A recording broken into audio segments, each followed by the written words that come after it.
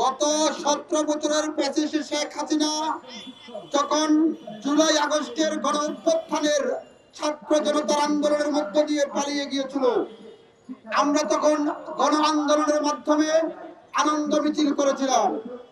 কিন্তু গত 17 বছর তিনি বাংলাদেশের বৈধ বলেন অবৈধ বলেন তিনি প্রধানমন্ত্রী ছিলেন এবং দেশটাকে শাসনের নামে শোষণ করেছেন। কিন্তু বইমেলা হচ্ছে একটি শিক্ষা, শান্তির এবং রিসার্চের জায়গা। সেই জায়গা প্রেস সচিব শফিক সাহেব শেখ হাসিনার ছবি দিয়ে একটি ডাস্টবিন বানিয়েছেন। এটি আমি মনে করি ভবিষ্যৎ প্রজন্মের জন্য এক ধরনের হুমকি এবং আতঙ্ক। কারণ আজকে আমি আছি, কালকে আমি থাকতেও না পারি, কালকে আমার বেলায় সেটা হবে। এই প্রধানমন্ত্রীর ছবি দিয়ে ডাস্টবিন বানিয়ে দেশটাকে কোন দিকে নিতে চাচ্ছেন? এই শফিক সাহেব তো একসময় ক্রিকেটার সাকিবুল হাসানের আপন ভাই ছিলেন মনে হয়, আমি গতকালকে একটি ছবিতে দেখেছিলাম। তিনি তো আওয়ামী লীগের বড় এজেন্ডা ছিলেন।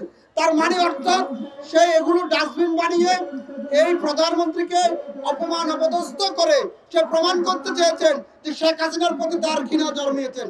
আর শফিক সাহেব, আপনি এগুলো করে নির্বাচনকে বন্ধ করার একটা পায়তারা করছেন, দেশের মুভমেন্টকে, সাধারণ মানুষকে অন্যদিকে ডাইভার্ট করার একটা পরিকল্পনা করছেন। আমি বিশ্বাস করি বইমেলা এক ধরনের রিসার্চের জায়গা, শিক্ষার জায়গা। সেখানে আমাদের প্রজন্ম শিখতে যাবে। সেই শিক্ষাটা যেহেতু আমাদের ভবিষ্যৎ প্রজন্মের জন্য, আমাদের ভবিষ্যৎ রাজনীতির জন্য কোনো ধরনের হুমকির সম্মুখীন না হয়, এটি আমাদের সকল রাজনীতির বিরুদ্ধে খেয়াল রাখতে হবে।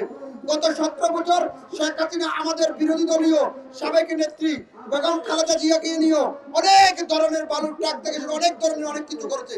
আমরা যদি সেগুলোর, আমরা এখনো ক্ষমতায় আসিনি, এখনো আমরা আমাদের মতন আছি, ওরা ওদের মতন আছে, সবাই সবার মতন আছে, শুধু লুটপাট করছে বর্তমান সমন্বয়কারীরা। আমি মনে করি, বিশ্বাস করি, কারণ এই সমন্বয়কারীরা যাদের 5 টাকা পকেটে থাকতো না, তারা এখন 5 কোটি টাকা দামের ল্যান্ডক্রুজার গাড়ি নিয়ে চলাফেরা করে। বিশ্বাস করতে হবে। তবে একটি জিনিস পরিষ্কার, এই বইমেলার কথা এই কারণেই বলছি, প্রধানমন্ত্রীর ছবি দিয়ে শফিক সাহেব যে ডাস্টবিন বানিয়েছেন, এটি জাতিকে বিভ্রান্ত করার জন্য এবং জাতির রাজনীতিকে, ভবিষ্যৎ রাজনীতিকে হুমকির মুখে ঠেলে দিচ্ছেন। আমি শফিক সাহেবকে অনতিবিলম্বে পদত্যাগ এবং দ্রুত নির্বাচনের দাবি করছি।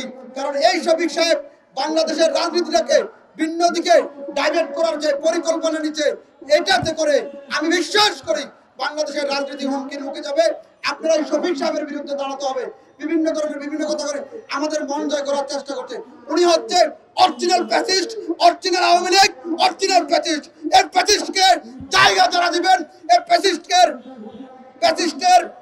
ফেসবুক স্ট্যাটাস এবং তার বক্তব্য যারা অনুসরণ করবেন, তারাও আমি মনে করি এই ফ্যাসিস্টের শামিল হবেন। কারণ এই ফ্যাসিস্ট সাংবাদিক থেকে শুরু করে সকল বাহিনীকে, সকল কর্মচারীকে, সকল ধরনের জাতির ভিতরে ভেদাভেদ তৈরি করার যে মহাপরিকল্পনা নিয়েছে, এর বিরুদ্ধে যদি আপনি আমি সোচ্চার না হই, তাহলে শেখ হাসিনা যা যা করেছে তা যদি আমরাও করি, তাহলে আমার আর ফ্যাসিস্টের ভিতরে পার্থক্য কোথায় রইল?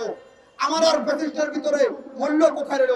আসুন আমরা সকল বিরোধী রাজনৈতিক ঐক্যের ভিত্তিতে আমরা ভেদাভেদ ভুলে গিয়ে আমরা আবারও ঐক্য হয়ে এই ফ্যাসিস্ট গেছে আরেক ফ্যাসিস্ট জন্মগ্রহণ করার চিন্তা করতেছে। এই জন্মগ্রহণ করা ফ্যাসিস্টের কে রক্তের কণিকা জন্মের আগে এদেরকে বিদায় করতে হবে।